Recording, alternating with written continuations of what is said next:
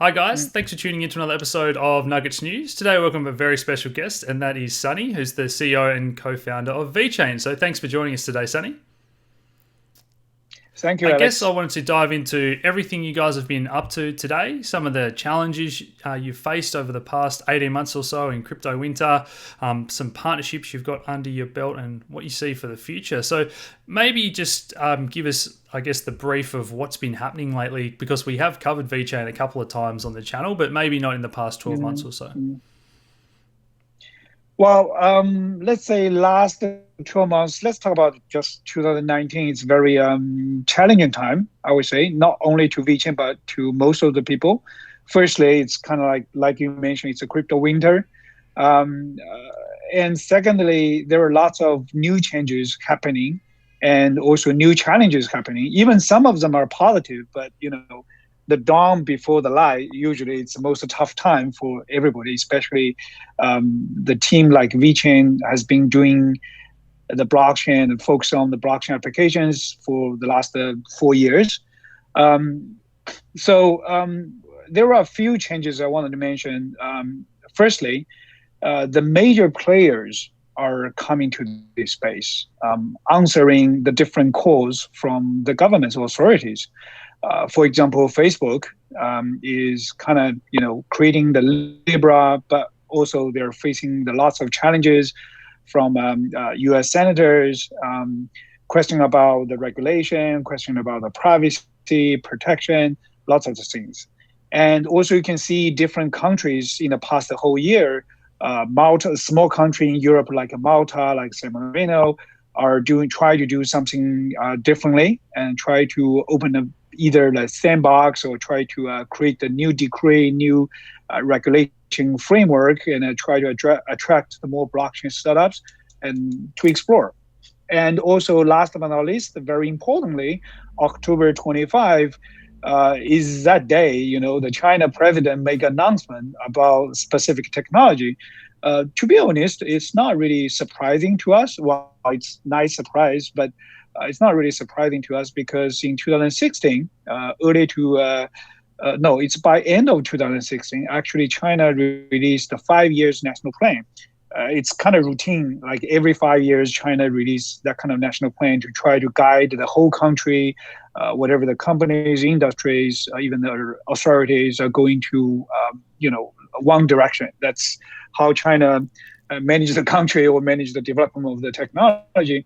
And during that 5 years national plan, there was a two technologies we mentioned. One is artificial intelligence, another one is Yeah. blockchain. So to us, it's more like the follow-up as the last, thing from national plan back to 2016. But this time, President make firstly the President message, shows Mm. a difference, significance about the Yes. technology. Secondly, he made very nice and clear, specific directions about the technology itself. First, they drive for the applications, and secondly, he even lists a bunch of applications.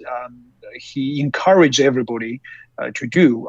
For example, like any kind of feeding, food safety, traceability, insurance, try to solve the poverty problem and sustainability, green initiative, the different applications. So my point is, in summary, the this kind of the new change in the entire world that will be major difference for entire blockchain space. So no more just small team or technical guys only try to create some really nice product, but um, maybe not really to be able to be scale up or not really commercialized or answering the challenge from the mass adoptions. But those big players like Facebook or in China like Ali, like Tencent, those kind of giants are joining this space will bring definitely different style, different resources for sure. Yeah. So yeah, I mean, So let's consider this as not only about the opportunity or positive sign, but also the challenge to startup like us. Yeah, I was going to say, I've had a couple of guests on now that have spoken about the announcement in China and that it was very perceived very differently in the West compared to how it was in China. So, Mm-hmm. has that changed any relationships for you, or do you feel more welcome to try and approach the Chinese companies and relationships there, or really nothing's changed, like people are saying? I would say majorly there is nothing to be changed because since the beginning, Vechain has been, setting up the goal, like focus on building up the blockchain applications. And in the last 3, 4 years, we have been accumulated around 40 different enterprise applications, creating different value. And when I just mentioned about those directions, encouraged by the president, like anti-counterfeiting, food safety, traceability, that kind of thing, basically we're doing it. So honestly, for Vechain team, firstly, we are super excited. It's like, oh, president just call us. It's kind of like calling out what we have Yeah. been doing. And to me, I feel really proud because that means our strategy from the beginning, even it's very hard. It has been like so hard, especially as you know, since the hype in 2017 and 18, you try to resist those kind of the temptation and still focus on the most difficult, challenging part. It's not that easy, but feels like the strategies has been setting pretty right. However, there is also small challenges or small difference because before, well, even though still right now, the China government banning the crypto trading and cryptocurrencies, I think it's a good thing because China is different and China is so big, population is massive, and you cannot stop the bad guys coming to this space, and bad guys will just try to use the technology, use that advantage, and try to do the best stuff.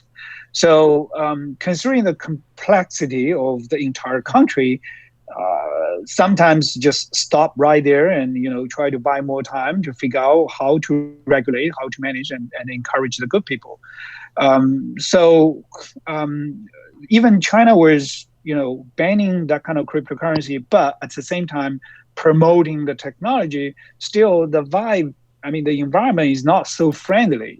Even the enterprise, I mean, before the October 25, people try to explore some applications, but they don't really understand what's going on, or they just feel like, okay, maybe I play safe.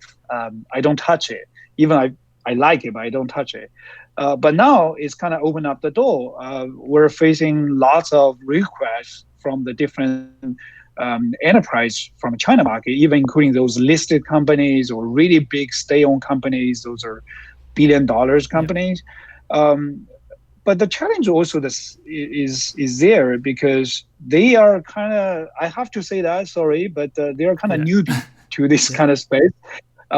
They will take time, and for us, that means more work to do to even educate them and share our practice with them, share the previous experiences with them. But the good thing is we already have, like I mentioned, 40 something use Yeah. cases, so it's pretty easy to just show those enterprise like, okay, we have done this, and maybe it's close to you, because eventually those are people. Most of them are not really Mm. technical people. They cannot just read about the codes or white paper. They like to see what kind of application you already start to use, and what kind of value you can bring to us. So they like to touch it Yeah, and for see sure. it. I think I remember saying back at the time in 2017 that China were just going to clamp down until they feel they've got control of it, and then they'll want to be Mhm, leaders in this space. They won't want to be left behind. And it's certainly playing out that way. mhm, But the next thing I want to talk about was the Ethereum killers, or there's lots of competition in the platform space now. So I guess there's some of yeah. them that are going well, and others that have maybe faced a lot of challenges that they didn't foresee. Mhm. So For you, is it Mhm. the technology that you're super confident in, or is it more that business experience and getting out there and applying it in the real Mhm. world? Because I agree that even Ethereum, which I love, they haven't really done a good job of Mhm. educating the public and getting out there, I feel sometimes. Mm. Well, firstly, I know lots of perceptions from the community or from people who don't know too much about us is, oh, Vicha maybe is a clone of Ethereum. Actually, it's not. Well, firstly, we do respect whatever Vitalik or Gavin Woods they have done for the whole blockchain world. I mean, those are genius. They conduct the virtual machine, a smart contract, that kind of concept to the blockchain, really open up the door for more possibilities. And there is a small funny fact for VeChain is we even when we launch our mainnet, we write about respect, salute to Ethereum into our Genesis block as a first message. Well, like I said, we do Mm, respect them, but from my point of view, I would say Ethereum is a very cool product. So it's more like a Netscape, back to the early stage of internet. It's working, it can do something, but if you really want to go to a next phase or really be that kind of mass adoption tool or product or platform, is still not there. There is a gap over there. From my point of view, not only about the technology part, but also about the governance and the business as well. We have done something no one ever did before. Like before we create VChain, we interview 40, 50 something executives from different enterprises. Well, thanks for my previous mm, career life, I was a C-level person, so I'm able to touch those executives. So I just have an interview with them, ask them the question like, okay, firstly, if you like blockchain, what kind of platform you want to build on the public blockchain applications, right? Secondly, what's the reason you don't try to use them, and what the barriers, what's the hurdles, or what's your expectations? If you really want to run your business application on a blockchain, um, what mm, do you want? And in summary, we collect all of the feedbacks and creating. We decided to lean more technical features to business mm. friendly, to allow those enterprise and try to build up applications like very easy, not like, well, I have to say that, but Ethereum, it's open source. They continue to iterate that, even a little bit slow, but um, enterprise, it's very hard for enterprise try to build up application on that. You got to race through everything, and even though those professional technical team is not there. I know Joseph Lubin has been doing the consensus and they try to help different enterprises, but still, it's not enough, I would say. So when enterprise try to build something there, and it's not easy, it's very hard for them.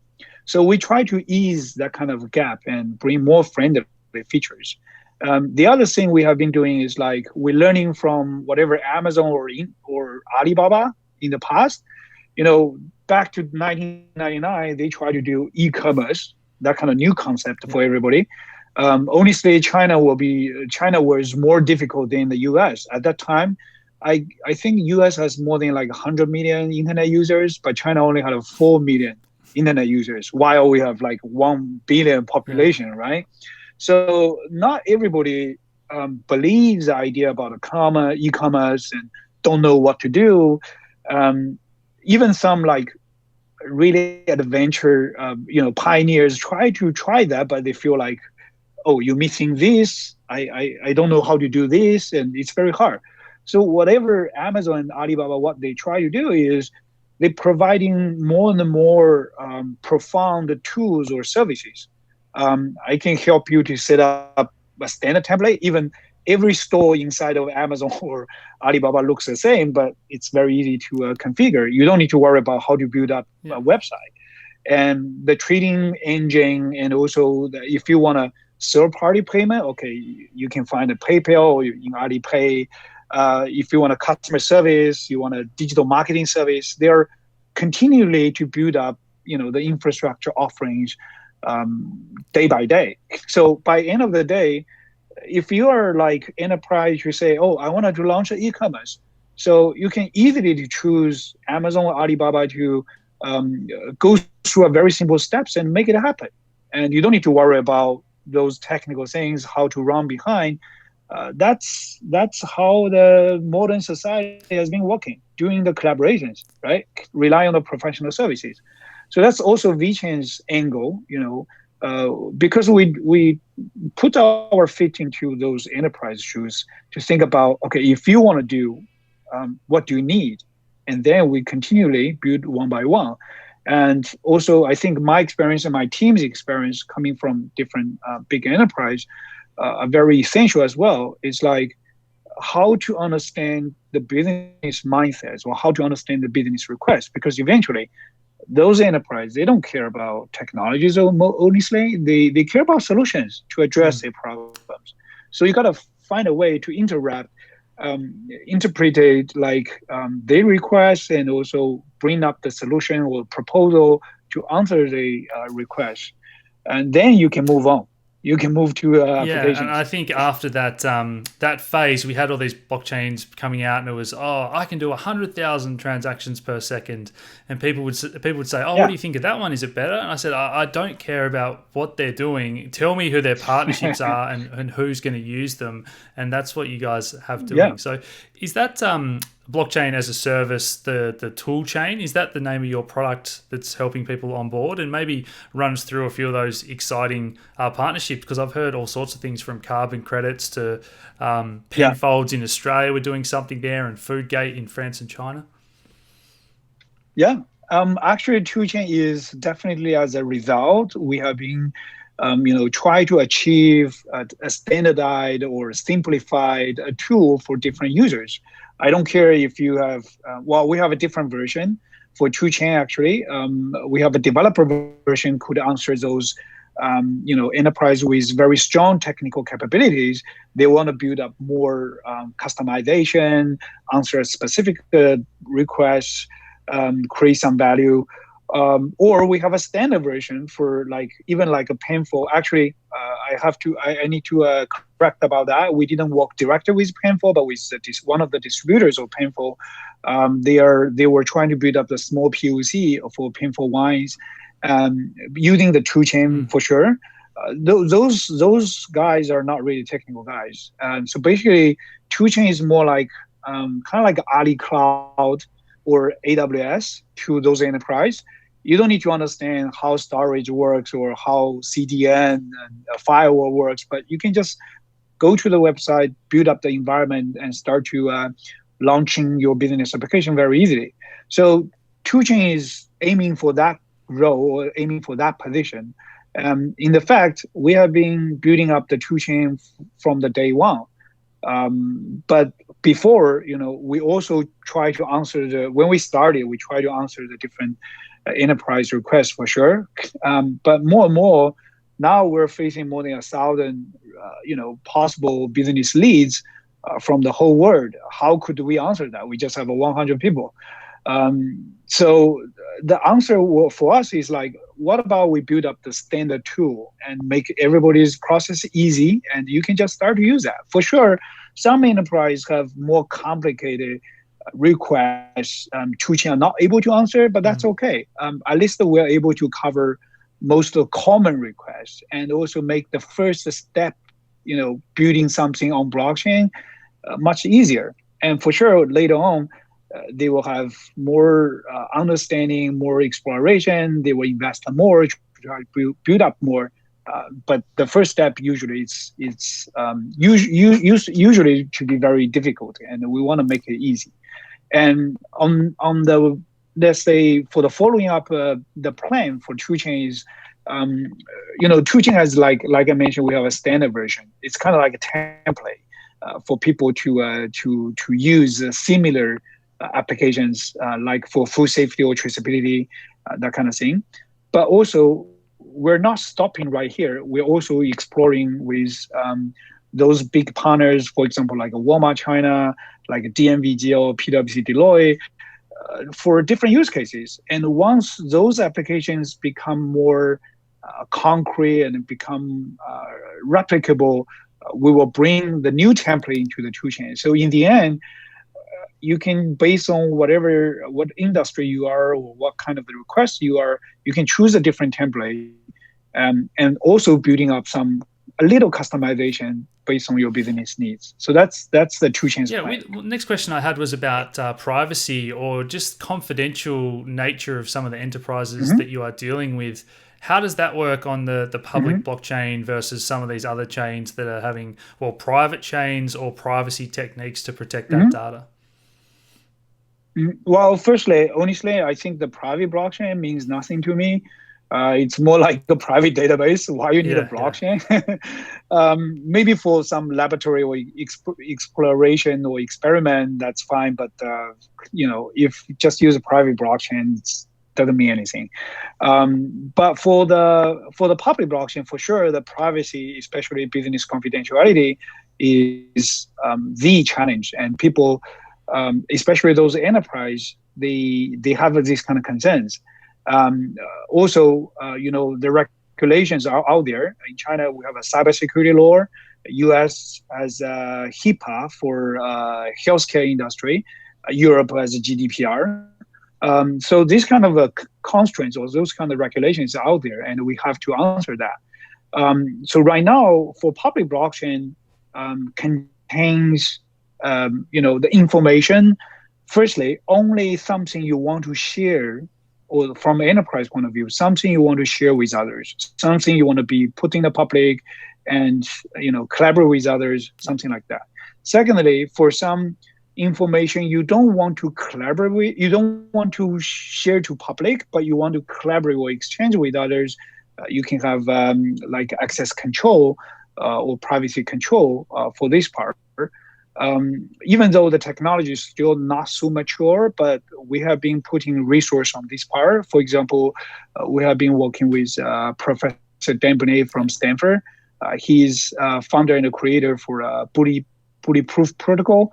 And also we're looking the other, like secret sharing.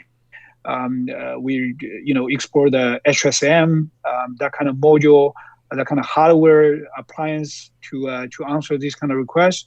But basically, the public data in the blockchain, usually it's some hashed contents or smart contracts with specific access control.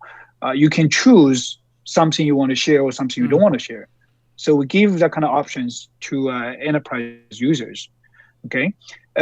Secondly, I would say going further, that kind of business confidentiality is definitely we need to invest more to make that kind of zero knowledge proof technology be more easily to use and also easily to scale up. Honestly, right now, I think it's still in the early stage, even including the bulletproof protocol, not so, let's say, easily to be implemented in the production environment. For example, we have been talking to some major country in Europe about voting program. They want to make sure you can count on the integrity of the votes, but you don't want to share what exactly you vote, that kind of the thing, right?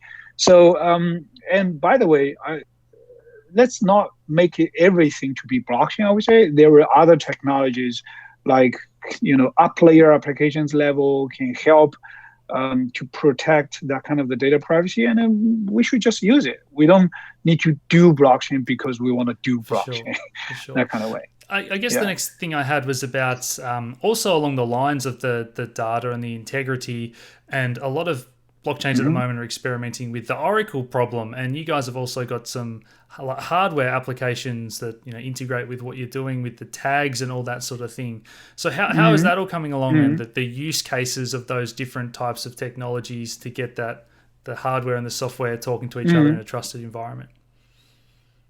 Yeah, well, the major common question I usually receive is about, you can guarantee the data on the blockchain is secure, but how you guarantee the data source? Like how they guarantee the data upload to the blockchain before, it generated something like that. Firstly, technology cannot answer like 100% of problem for sure. Always like that. But every time a new technology like blockchain coming up will improve the situation, even just a slightly percentage, but with the evolution of the technology itself, you will try to cover more and more. That's the basic philosophy for us.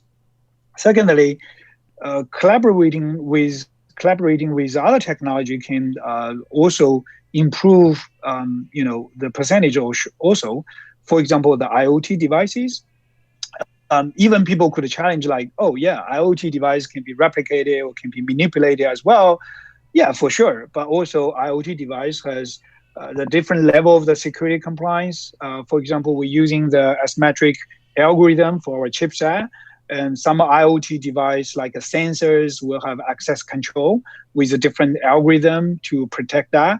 Also, be really aware of that. Not like most secure is the answer for everything. You also need to consider about the investment returns, right? ROIs, and also you need to consider about the convenience. I'm sorry for that, but convenience and security always, fighting each other. You just need to find the balance. So eventually, you got to look at the business use case and see that's the balance you should provide and work with your business partners. And plus, other than technology itself, even though we're talking about digitalize everything, and everything should be on the computer, on the internet, on the network, but eventually you cannot ignore the human interface. You still need that kind of a reputable service provider. They are professional. They have been doing this for 100 years, like DNV, and PwC. Those guys will bring the auditing services, guarantee or assurance services, collaborating with the technology, make it more better.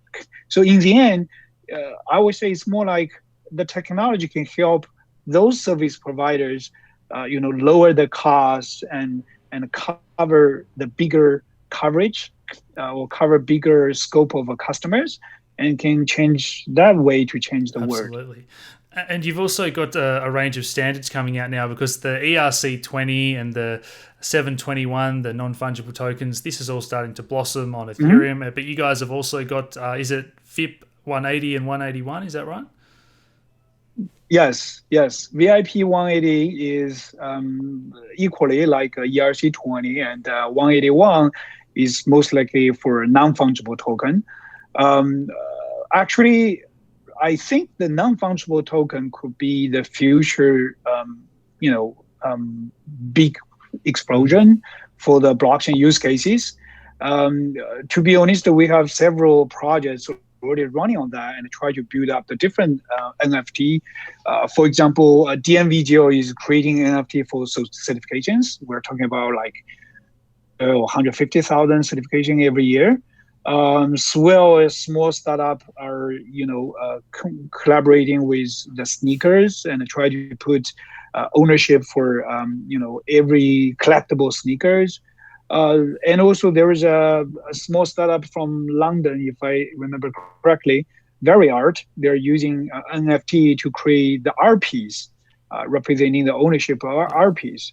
So I think it's one of the directions, and we wanted to continue to build up the different convenient technical protocols around that. Try to make the different business use cases more easily to use NFT for future, let's say, markets. It could be for exchange, could be for IP rights, it could be for verification. Even for auction. So there are lots of use cases. Yeah, I was going to say gaming is one of my favorite, and I think that's going to be big going forward. Are there any gaming projects that you know of on Vechain or using that non-fungible token yet?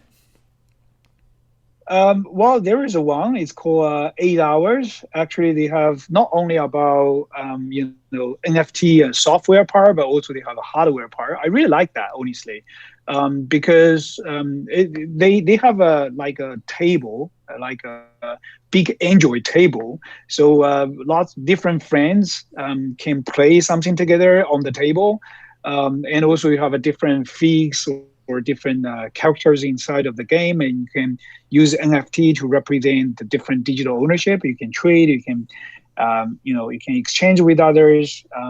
So it's very interesting project, and they have been. I like the team. I like John as a CEO. He's very young, talented guy, and they have been doing lots of delivery. I heard for me because I also make an order for one table. It should be arrived in the weeks about that. And also, I think more than just gaming, because if you look at global market about the educational business, how to make kids. I have a 7 years old daughter. Study for her is like pain in the ass, let's say. So if I can make it more fun to her and try to spend more time with her, I think it's very big for the educational business industries. Yeah, there's no need to tell us in Australia. I've got a 9-month-old and our school system's getting worse and worse, so we need to fix that. Need to fix education. Following on from that, the Vechain token itself, there's a lot of questions around Vechain and the Thor token. I sort of subscribe to the protocol theory, where the more that these get used, the more value they will accrue. So where does that value come from? Are people paying a large fee for the blockchain as a service, and are they locking up tokens to stake? How does that all play out for you in the future if this is successful and it accrues value? So we have this kind of twin token system. The VSOR basically paying for the transaction fees, whatever you're doing, trading or doing smart contracts. And we wanted to create more value or more valuable applications coming from the different enterprises, and paying VSOR or buying VSOR, consuming VSOR will be part of the cost to use the resource of Vechain public blockchain. So I will be very responsible of saying this. Every enterprise using Vechain blockchain is paying for VSOR directly or indirectly. So meaning any kind of application you wanted to run, you want to build, implement, and run in a Vechain SOR, you got to pay for VSOR consumptions. For sure, we're building up, some technical features, for example, like a fee delegation. I think we were one of the first fee delegation protocol to be launched in the world, to support, to make enterprise using that kind of way very easily. On top of that, I would say if enterprise building up the application, like serving more their clients or creating more value, that means simply to say they can generate more revenue coming from this kind of whatever the service or application they are building on the Vechain blockchain. They will happily to pay more for the VSOR, while VET is generating VSOR automatically. So it's quite a little bit sophisticated finance design to make sure, simply to say the resource of Vechain SOR, you got to pay for that. And more value you create from whatever service or product you're creating on the Vechain blockchain, you will pay more to the Vechain SOR. And the entire Vechain considered as one platform or one entity, entire Vechain public blockchain will have more revenue from that. While VET token can be used in the other different ways. We didn't really start yet. Actually, we started a little bit. Is about the financial applications you can use in the collateral assets. You can use for the cross-chain protocols. Putting a kind of like assets collateral in the hash locked time contract for cross-chain protocols. So the VET token will be used in a different way, more representing the valuation of assets for the, let's say, open finance applications. Actually, in the upcoming white paper 2.0, we have a dedicated session that's new to elaborate about the open finance applications. Even people are quite, recognize Vechain as, oh, you do supply chain, you do food safety, you do any kind of trading. Why you don't do finance applications? Actually, I just feel like the time was not so right, but now it's different because we believe only you have more business activities on the blockchain, then you will have a demand to use financial applications on the blockchain. So now, we have more and more business activities on top of that. I can give you some very simple number. In 2018, for the 6 months of 2018, we have roughly 500,000 transactions total. And in 2019, roughly we have more than 35 million transactions, and 80% of them coming from smart contract transactions. That means business activities. So I think it's the right time we start to work on the open finance stuff. There are lots of work to do. You got to build up the infrastructures. You got to take care about the regulations. But I think it's the right timing to do so. Yeah, I've been very excited about those for a couple of years before DeFi was even a word, and now the time is right, particularly if we keep getting things like negative interest rates. And that's another thing that I think makes all the staking chains very attractive in 2020 and beyond. If there's a way to earn rewards and yield, and everyone's getting these negative interest rates on their bank account. Yeah, just for some few thoughts about the staking things. I think if, let's say, the blockchain, public blockchain, whatever is Vechain or anything else, when you have prosper enough ecosystem with lots of business values, and staking is more like a real estate business in the real world, because you got to open up for like office space, and you only need office space. You only have office space, then you can do, set up the team and start to run a company and do a business, something like that. So staking is more like a real estate business in the future world of blockchain.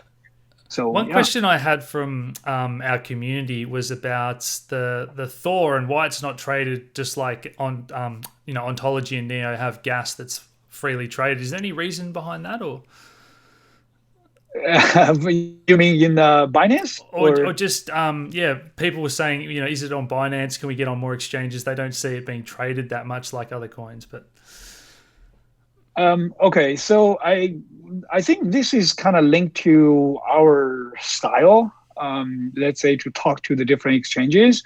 When we work with different exchanges, even including the biggest one like Binance or Bittrex or Huobi or something, we don't usually want to, how should I say, strictly pay for it, get listed, something like that.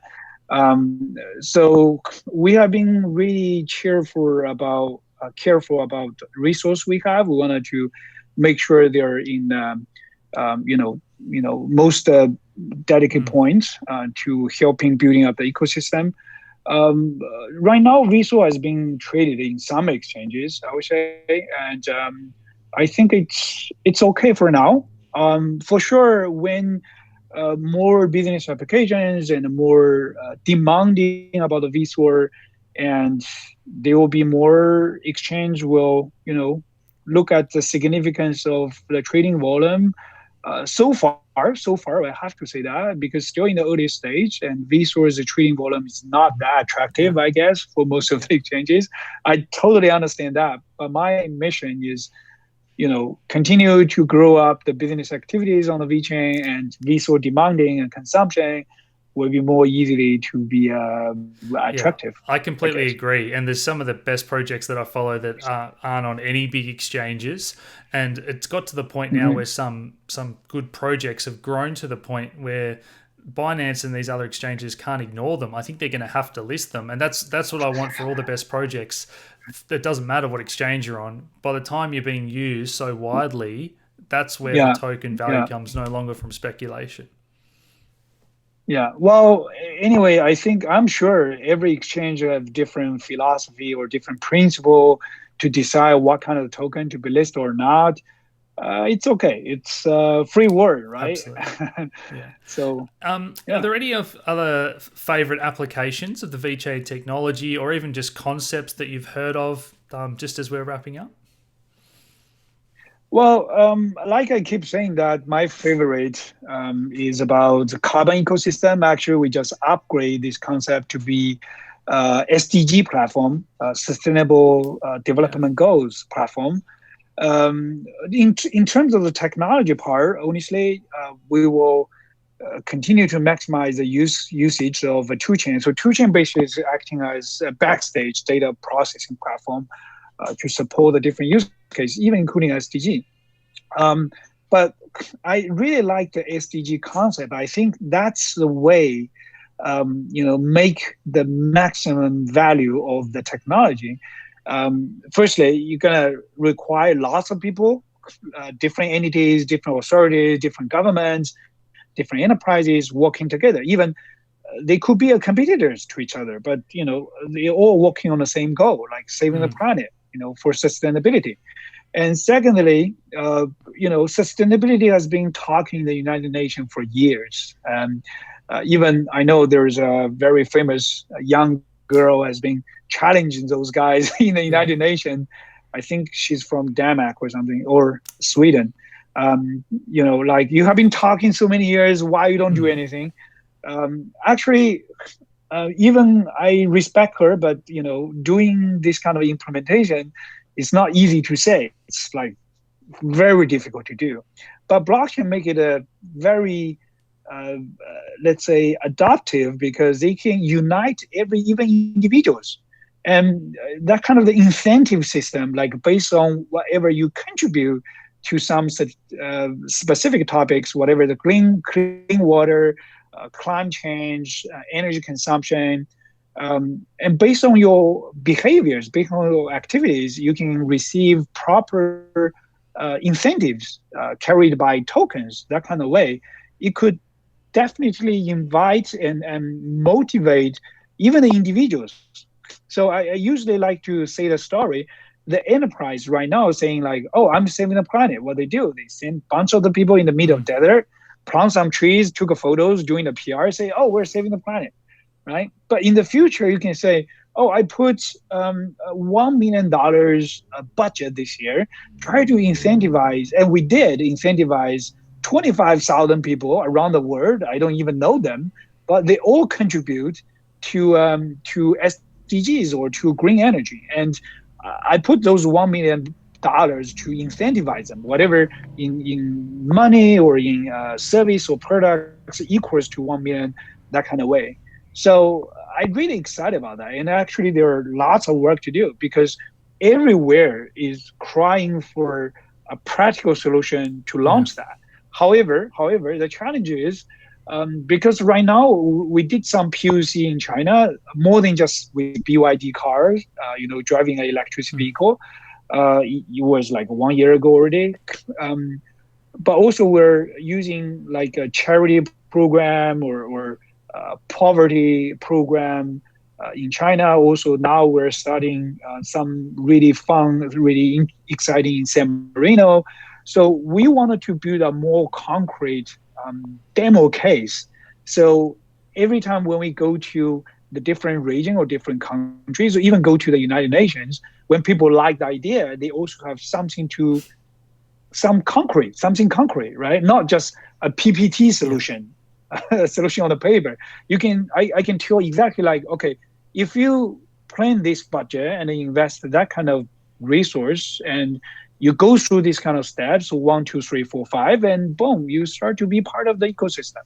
So that's we have been trying to do. And for sure, it's going to take more time. But I would say, if one day I want to retire from Vechain, let's say, I wanted to go to that kind of SDG platform. Hypothetically. I think there's some great projects out there, and it is an issue that is all over the news lately, and blockchain can help track that and make people accountable, which I think a lot of governments are trying to dodge at the moment.